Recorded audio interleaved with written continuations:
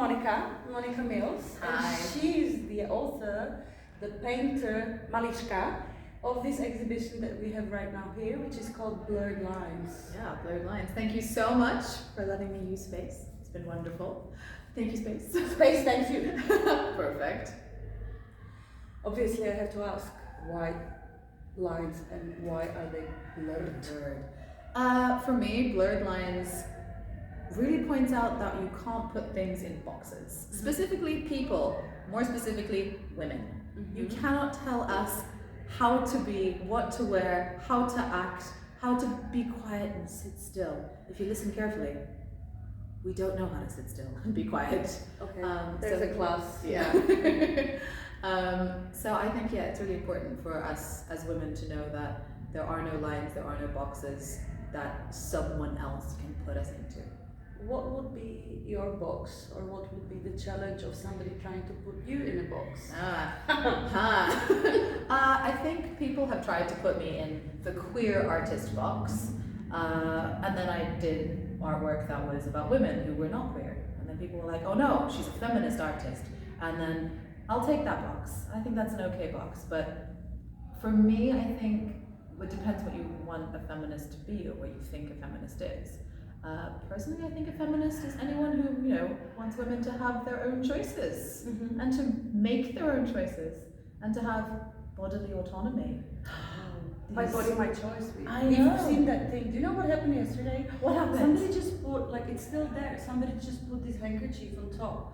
So it became an exhibition on its own. Oh, okay. I did not see that. Actually, I think I can see it. Whatever there. that means. But when we talk about feminism, or suggested, but the undertitle of your exhibition is Reclamation of Womanhood. Yeah. So what has feminism to do with womanhood? Well, for me, I think that feminism is like more of a political ideology. So feminism is the fact that women as a whole are treated differently to men.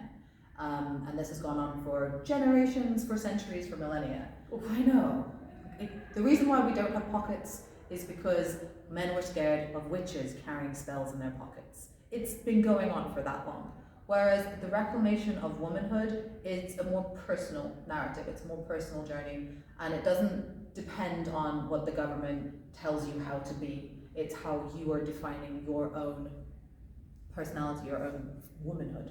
Really. What's interesting is that I know that you lived in many countries over the years, and the womanhood or the femininity is probably looked upon differently in many of these countries. So would you like to just mention? Yeah, so it definitely is. When I lived in Asia, it was very much, not necessarily that women are seen and not heard, but there's this kind of an exaggeration of femininity to the point where it almost becomes, I'd almost say like drag, because it's very, very done up, very materialistic actually.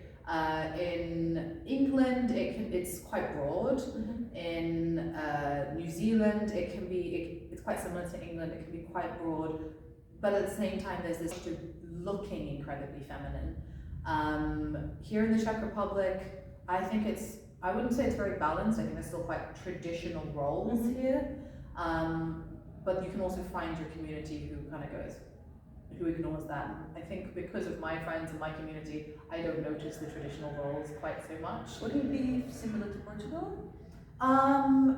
Yes and no. I think Portugal's probably got a little bit more religion inside there. I think the male ideology of what women should be is quite narrow in Portugal, whereas the women I know are not like that at all, and they get frustrated by the men in Portugal often, who ask questions about, like, when are you going to get married, when are you going to have children, when are you going to do those things. It's still there. But remember last week, Tuesday at our event, we did have a Czech man come in asking questions about if I cared about men.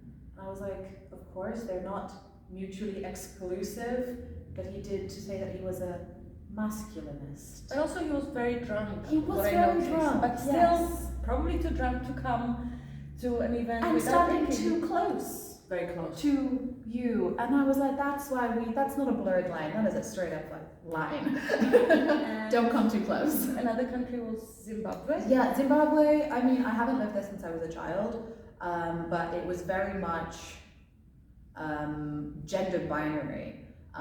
Boys with blue and they are going to be engineers and architects and do all these things, and girls are pretty and pink and dresses and flowers, and I love all of those things. And it was my cousin, she's 1 year younger than I am, and she was always getting my like hand-me-down clothes, and I would keep my clothes pristine, and she would climb a tree in like these beautiful dresses, and I needed her to teach me that there is no boundary here. There is no line. So No. did you get your clothes dirty by climbing? Eventually. It took me some time though. So heavy.